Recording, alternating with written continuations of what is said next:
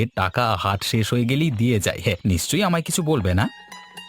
আবার অন্য কাজের জন্য ডেকে পাঠাতে পারে। শুধু শুধু আমরা ভুল ভাবছি। তাড়াতাড়ি পা চালিয়ে যেতে হবে আমাদের। মহাজন মশাই কত ধনী মানুষ। মাসে একবার এই গ্রামে আসেন লাভের টাকা নিতে আর সবকিছু ঠিকঠাক আছে কিনা সেগুলো দেখতে। না হলে তো আর দেখাই পাওয়া যায় না। ওরা অনেক বড় মানুষ। ওদের দেখা কি এত সহজে পাওয়া যায়? কত ধনসম্পত্তি! শুধু ধনসম্পত্তিটাই দেখলি? কি করে করছে সেটা তো দেখতে হবে। কত রকমের ব্যবসা বাণিজ্য করে। এখন চুপ করে চল, এসেই গেছে প্রায়। জমিদার মশাই, শীতকাল পড়ে গেল। এবার হাটে কত রকমের শাকসবজি আসবে, আর তার সাথে বেশ ভালো ভালো খাবার পাওয়া যাবে। মাছের নানা রকমের পদ, মাংসের নানা রকমের পদ। আহা! উম, উম, তুমি এসব খাবার চিন্তা এখন বাদ দাও তো। এটা কাজের সময়, কাজ করতে হবে। হ্যাঁ, কাজ তো করবোই, শুধু বলছিলাম আর কি, শীতকাল মানে যেমন নানা রকম শাকসবজি হাটে আসবে, তেমনি প্রচুর দামও হবে। তাই লাফালাফি করে লাভ নেই। হ্যাঁ, ঠিকভাবে দাম দর করে নিতে হবে। তবু শীত মানে পিকনিক আর খাওয়া দাওয়া খেতে তো হবেই। এসব বলতে মনে পড়ল, হাটে একটু নজর রেখো তো। কেউ যেন অতিরিক্ত মূল্যে জিনিসপত্র বিক্রি না করে। সকলের দাম যেন সমান হয়, বেশি বা কম যেন না হয়। আগে কত বাবু, ওসব নিয়ে একদম চিন্তা করবার দরকার নেই, আমি সবকিছু দেখে নেবো। সে তুমি যাই করো, আমার নামে ভয় দেখিয়ে কারোর থেকে কোনো জিনিসপত্র নেবে না। না না কর্তা বাবু, আপনি আমাকে বিশ্বাস করতে পারেন। না, আমি বলে দিলাম। আমার আগের সহকারী এইভাবে জনগণের থেকে লুটে পুটে নিত। সেটা ধরে ফেলেছিলাম আমি, তাই কাজ থেকে বের করে দিয়েছি। সেরকম কিছু করতে গেলে কিন্তু পরিণাম ভালো হবে না। আগে কর্তা বাবু, আপনি আমাকে বিশ্বাস করতে পারেন। হ্যাঁ, আমি ওই রকম ধরনের নয়। সেই রকম না হলেই তো ভালো।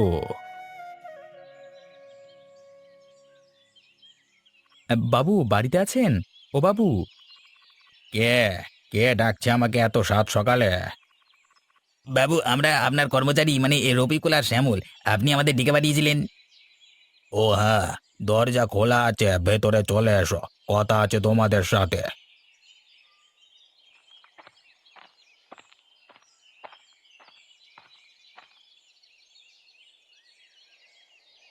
বাবু, আমাদের ডেকে পাঠিয়েছিলেন? ডেকে পাঠিয়েছি বলে নিশ্চয়ই এখানে এসেছো, হ্যাঁ? না হলে তো আসতে না। সবার আগে বলো, তোমাদের দুজনের ব্যবসা কেমন চলছে? ব্যবসা তো আগের মতোই করছি। সমস্ত বেচা কেনার হিসেব নিকেশ খাতায় করা আছে।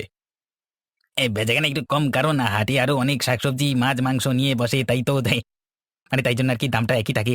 সবাই যে যার জানাশোনার দোকান থেকে মাছ মাংস কেনে, মানে আর কি।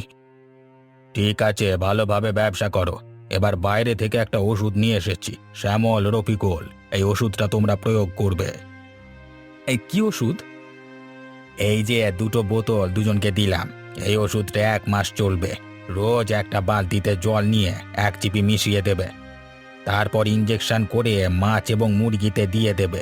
এতে মুরগিটা একই থাকবে, কিন্তু ওজন বেড়ে যাবে, মাছ মাংস খারাপ হবে না। আচ্ছা, আপনি যেমন বলবেন তেমনই হবে। ওই যে দরজার গোড়ায় রাখা আছে, নিয়ে চলে যা।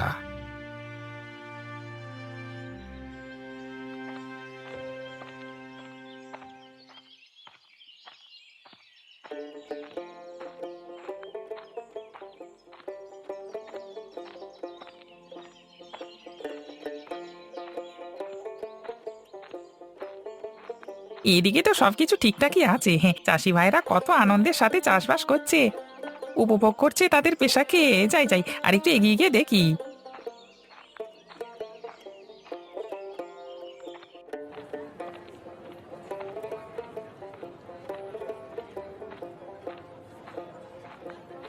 এখানেও সবকিছু ভালোভাবেই চলছে, এত লোকের মধ্যেও সবাই ভালোভাবে মেলামেশা করছে।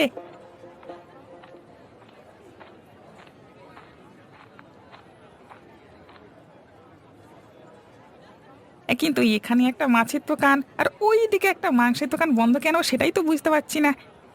দোকানদারের কি শরীর খারাপ নাকি?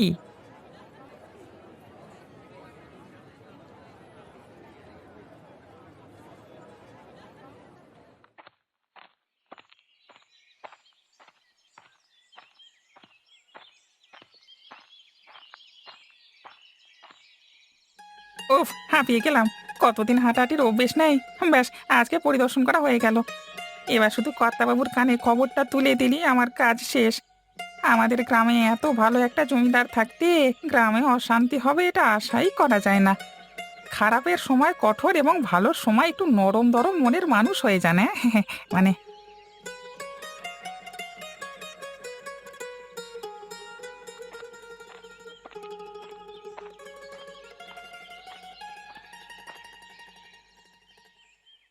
আমি এসে গেছি গিন্নি। এসে গেছো? ঠিক আছে, বসো। কিন্তু তোমার হাতে ওটা কিসের বোতল?